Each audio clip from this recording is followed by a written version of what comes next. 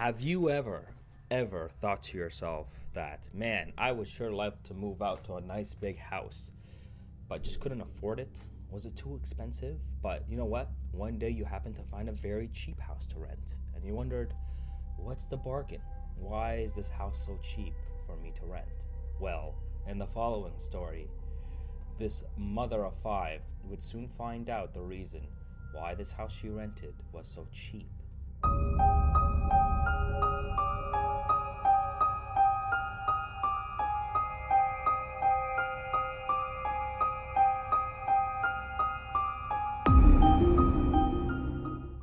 Welcome back, you guys, to another episode of Mustache Ghost.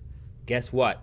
It's October, and you know what that means. Halloween is almost here, which means that we're going to be telling a lot of different scary stories within the next month.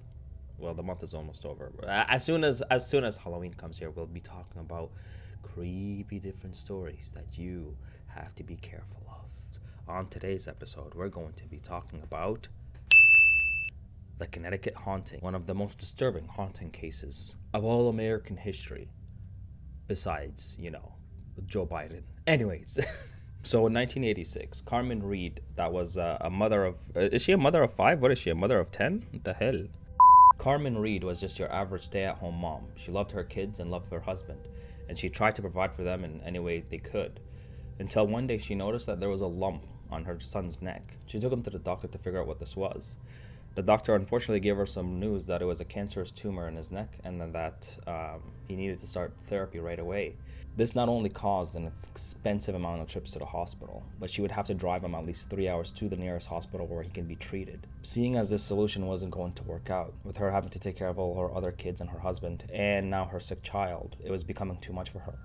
When she talked to her husband about the plan to move closer to the hospital, they got to an agreement and they started looking. One day while she was driving back from the hospital with her son, she noticed that there was a sign for rent of a big house right close to the hospital. It was very spacious and it was very nice, so she decided to stop there and then got out of her car and went inside the house to take a look. And she noticed that the house was beautiful, absolutely what her family needed at that time. The space, everything was there for them to live comfortably. So she called the realtor there and then and asked for the rental. Now, Carmen was thinking to herself, there's no way that we're going to be able to afford this. It's just way too big and too much space, and it's probably going to be very expensive. But when the realtor got back to her and told her the price, she was astonished of how cheap it was. She didn't realize that, what's going on here? Why is it so cheap? But she didn't really question it. So she met with the realtor and they agreed to rent from them. So June 30th of that year, they packed up their stuff and they all moved to that house, her husband and her 3 other kids. When they first moved in, nothing seemed out of the ordinary. They were just trying to cope with what was going on, with the potential of, their son getting weaker and weaker from the cancer and the treatment. And they were just truly trying to juggle everything in their life.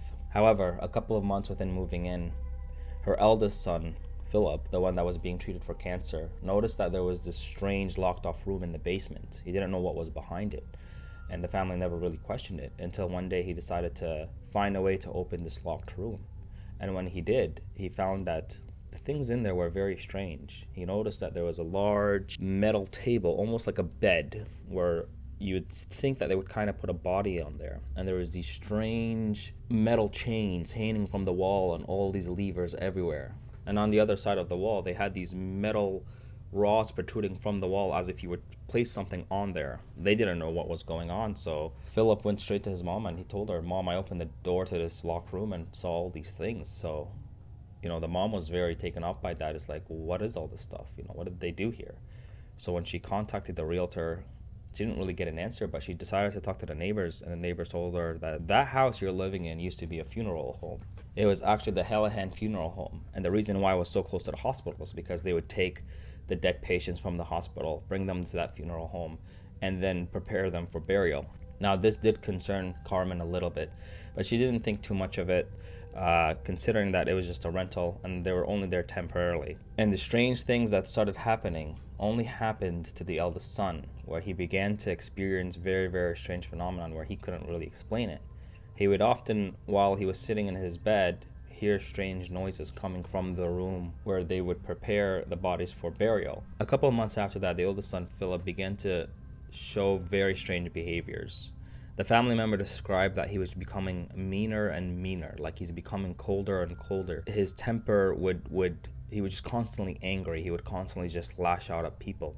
And they didn't understand where his behavior was coming from. They kind of brushed it off as, him going through cancer treatment and being sick and having to deal with that's probably what's causing his odd behavior. And it became progressively worse and worse and worse. On one of the evenings, Philip took his younger brother and said that, let's play a game. So he put him on one of these gurneys. And what a gurney is a long metal table where they would put the bodies just to prepare them for burial. So he put his brother on there and he started spinning him around really, really, really fast. And his brother, his younger brother, he didn't know much. He didn't know what was going on, so he just kept telling Philip to stop. But his brother recalls that at that time he thought they were just playing. He didn't realize that, something's going on with his older brother. And with Philip's behavior becoming worse and worse and increasingly worse, it got to the point where Philip began to complain of seeing and hearing things in his room. He told his parents he was seeing shadow people come in and out, little girls appearing out of nowhere, disembodied heads and bodies appearing. His parents got to the point where they were convinced that he was either hallucinating or he was losing his mind.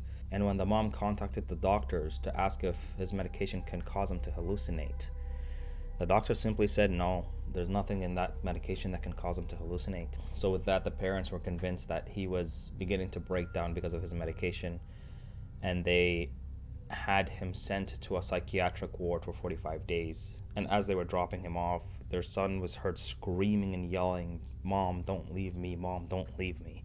He was kicking and begging for them not to leave him. When they got home that day, things only got worse, and these strange events did not only happen to Philip now, they were happening to everyone. So on one of the days when Carmen was cleaning the floor, she had a bucket full of mop water, and she was mopping her ceramic floor, and she noticed that every time she went to mop, this very, very dark reddish liquid appeared on the floor. And then she looked inside the mop bucket, and the water also turned to very, very dark red.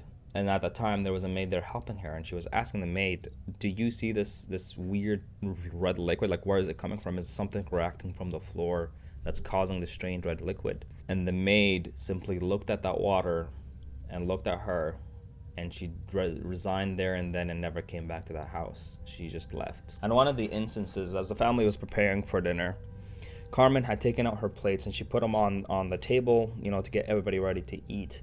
And as she went to call everybody to come and grab food, she came back into the kitchen to notice that all of the plates were gone. There was no plates on the table. She noticed that the plates were back where they were before, just completely set back. "I swear I put the plates on the table. What's going on here? Why did they just all of a sudden, move back to where they were?" She was convinced that she was going crazy. She didn't know what was going on, so that was weird, right? Fucking hell.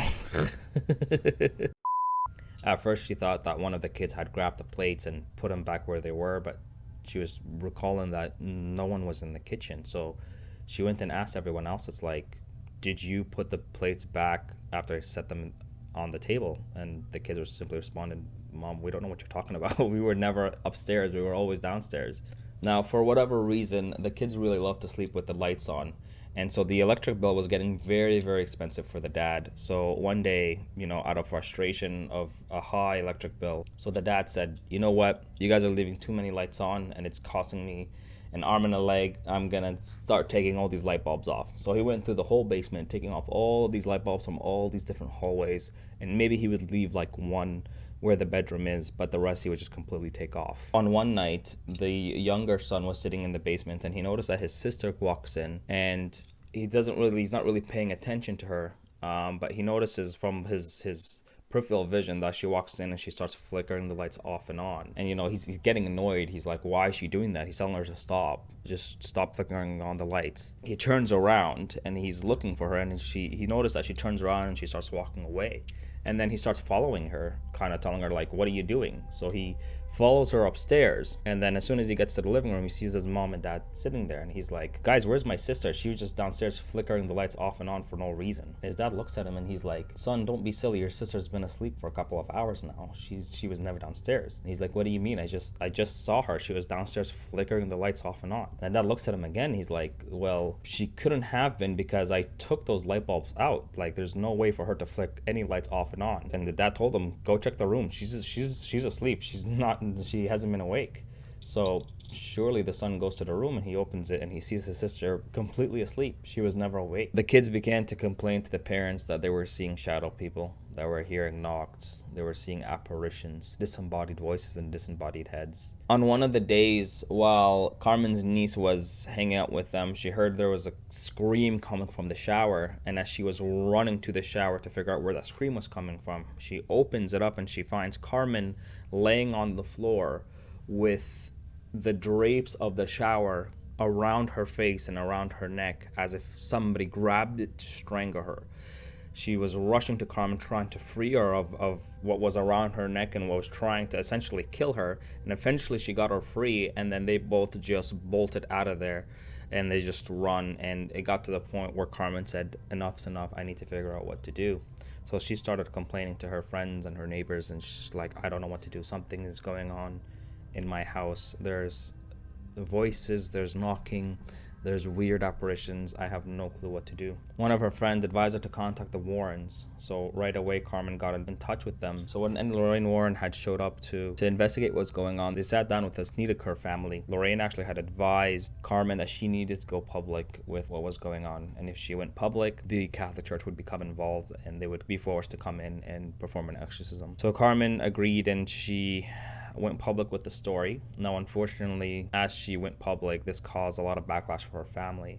A lot of people were beginning to show up out of nowhere just to kind of, peek in the house. A lot of people were mocking them, calling them fakes, calling them greedy and just wanting money or publicity. And it caused a lot of tension in the family, where they got a lot of unwanted attention, and their life kind of spiraled downwards pretty quickly. But eventually this did cause the Catholic Church to respond, and they did agree to send a couple of priests to the house to actually perform an exorcism.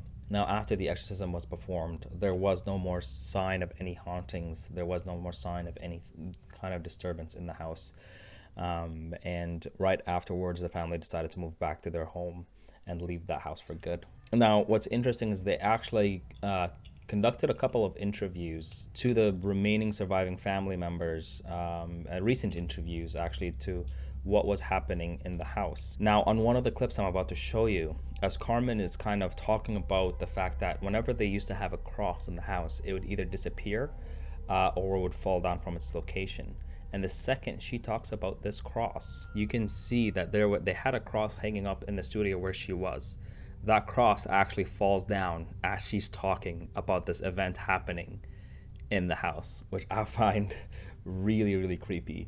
Not only that, you can actually hear one of the producers in the back saying that the temperature of the room went down significantly and there was a change in atmosphere. And right away, Carmen tells him, don't give it any attention. Let's just be quick with this interview and move on, because she knows that whatever spirit that's there likes to feed on the attention of people, and that's how they manifest. It is quite creepy. So there were crucifixes on both sides of the door jamb that had been there for many, many years.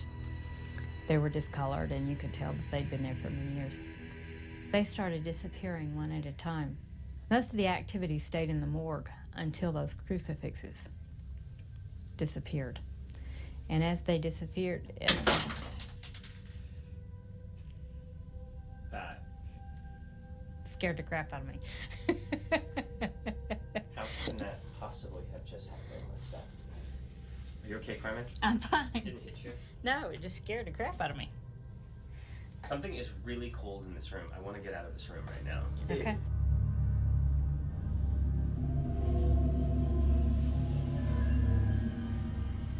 We're giving recognition. This kind of thing happens. The best thing to do is get through it as quickly as possible. Okay. And then everything will go back to normal. anyways, thank you guys so much for sticking by Mustache Ghost. I'm going to be talking a lot more about these kind of haunted things until Halloween, and then I'll move on to something else, or maybe not. Maybe we're all going to be haunted tonight. Goodbye, everybody. And remember, don't buy funeral homes. They're evil. And they're bad. Yo! Alright, man. I'll be there in a second.